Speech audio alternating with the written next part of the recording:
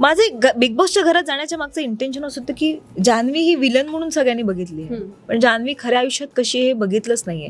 पण मला एकटं राहण्यातच मज्जा आली.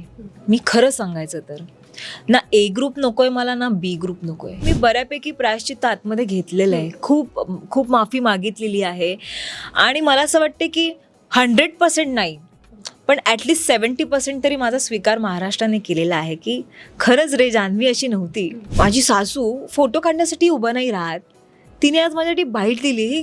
बस मला असं झालं की बस जान्हवी जिंकलीस. नमस्कार, मी अंकिता शिंदे. इट्स मज्जामध्ये तुम्हाला सगळ्यांचं स्वागत. बरं, काल एक बिग बॉसमधील कंटेस्टंट घराबाहेर पडली, पण त्यानंतर ती अजून चर्चेत आली आणि तीच तुम्हाला सगळ्यांची लाडकी म्हणजे जान्हवी किल्लेकर.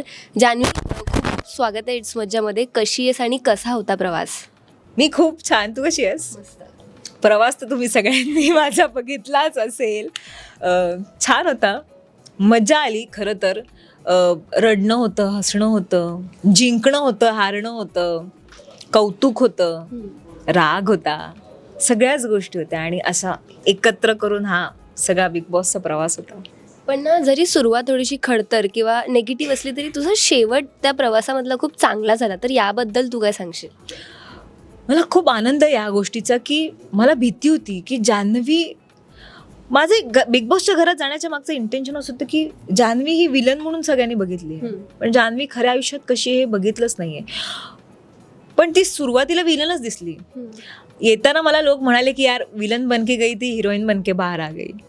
सो ते जे लोकांचं मत होतं माझ्याबद्दलचं ते खूप आवडलं मला खूप. आणि मला असं वाटलं की हो मी चुकले, पण मला स्वतःला सुधारण्याचा खूप पुरेपूर प्रयत्न केला. मी गिल्ट घेतलं त्या सगळ्या गोष्टींचं, त्यांचं प्रायश्चित्त केलं अँड आय एम हॅपी नाव.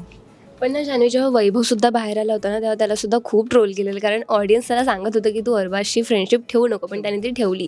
आणि तसंच काहीचं तुझ्यासोबत झालं. आणि जेव्हा वैभव घरात आला तेव्हा तुमच्या डिस्कशन झालं की आधीच जर बी ग्रुप जॉईन केला असता तर मे बी आता पॉझिटिव्ह रिझल्ट आले असते. तर ही तुला खंत आहे का की तू बी ग्रुप जॉईन न करता ए ग्रुप जॉईन केलास? ही मला खंत असती जर मी सुरुवातीला तसं मी केलं असतं, पण मला एकटं राहण्यातच मज्जा आली. मी खरं सांगायचं तर ना ए ग्रुप नकोय मला, ना बी ग्रुप नकोय. मी एकटी खेळेन आणि ह्या डिसिजननी मे बी मी कधी कॅप्टन नाही होणार, मी सतत नॉमिनेट होईन, मला माहिती आहे. पण ना मला बी ग्रुप आवडला ना मला ए ग्रुप.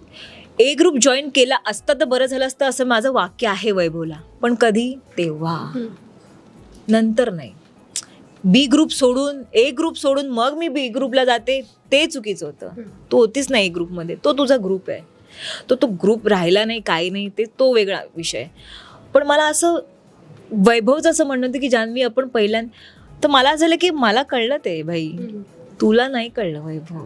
अगदी जान्हवी, पण तू सुरुवातीला किलर गर्ल म्हणून गेलीस, नंतर तुला टास्क क्वीन असा हॅशटॅग मिळाला आणि बिग बॉसच्या घरात बरेचसे टास्क तू खेळलीस. पण तू सुद्धा काल म्हणालीस की अजूनही महाराष्ट्राने कुठेतरी तुला माफ नाही केली असं तुला फील होतं. त्यामुळे आता हा नवीन टास्क तुझ्यासमोर आहे असं वाटतं का? हो, महाराष्ट्राने न स्वीकारल्याचा खरं तर हो मला. पण मी ना तुला सांगू, मी बऱ्यापैकी प्रायश्चित्त आतमध्ये घेतलेलं आहे, खूप खूप माफी मागितलेली आहे आणि मला असं वाटते की 100% नाही पण ॲटलिस्ट 70% तरी माझा स्वीकार महाराष्ट्राने केलेला आहे की खरंच रे जान्हवी अशी नव्हती, पण ती तशी वागली. माहीत नाही काय झालं, काय होतं काय नाही, बऱ्याच गोष्टी आहेत त्याच्यामागे. सो माहीत नाही काय झालं असेल, पण जान्हवीने शेवटी काय झालं, जी खरी जान्हवी होती ती लोकांना दिसली आणि 70% तरी लोकांनी त्याचा स्वीकार केला. अजूनही लोकांना माझ्याबद्दल प्रॉब्लेम आहेत आणि ते स्वाभाविक आहे, त्यांना असायला हवा राग माझ्याबद्दल, कारण की मी वागलेच चुकीचं आहे. त्याच्यामुळे मला काही अशा लोकांची चीड नाही आहे की यार मी इतकं सगळं केलं तरी पण तुम्ही चिडताय माझ्यावर, तरी तुमचा, मला नाही आहे राग. मला ठीक आहे, ते स्वाभाविक आहे आणि मी ते स्वीकारलं आहे, एवढंच म्हणेन. अगदी जान्हवी, तुझ्या नवऱ्याची आणि मुलाची कमेंट तर आम्ही पाहिलीच, पण तुझी सासूसुद्धा थोडीफार सक्रिय होती, तुला सपोर्ट करत होती. त्यामुळे जेव्हा तू घरी गेलीस आणि तू ते पैशाची बॅग घेतलीस आणि तू एक्सेप्ट केलं की तुला बाहेर जायचं शोच्या, तर घरी गेल्यानंतर त्यांची प्रतिक्रिया काय होती? खुश होती. आणि सगळ्यात पहिली मी गेले घरी आणि जाऊबाईंना आईने म्हणजे माझ्या सासूबाईंनी दिलेली बाईट, मला रडू आलं. म्हटलं आई एवढं सगळं बोलल्या, ज्या कधी फोटो काढायला पण उभ्या नाही राहत. फोटोमध्ये सांगितलं आई स्माईल करा ना, स्माईल माहिती आहे ना आपल्या आई वगैरे, स्माईल नाही असेच उभे राहून. जी माझी सासू फोटो काढण्यासाठी उभं नाही राहत, तिने आज माझ्यासाठी बाईट दिली. बस मला असं झालं की बस जान्हवी जिंकलीस तू इथेच, बस झालं. सासूचं प्रेम मला मिळालं, आय एम हॅपी.